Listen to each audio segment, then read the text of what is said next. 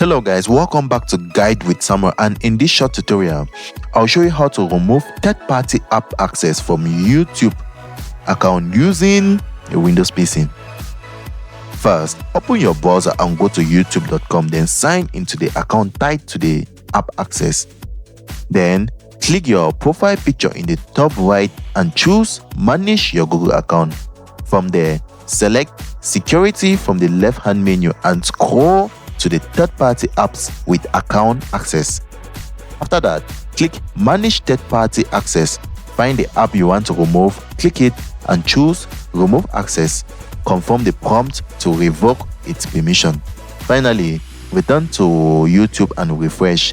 The app will no longer have access to your account. If you want extra safety, consider changing your Google password to immediately invalidate tokens. And that's that, guys. If you found this helpful, don't forget to like and subscribe to Guide with Samuel for more helpful tutorials. Thanks for watching.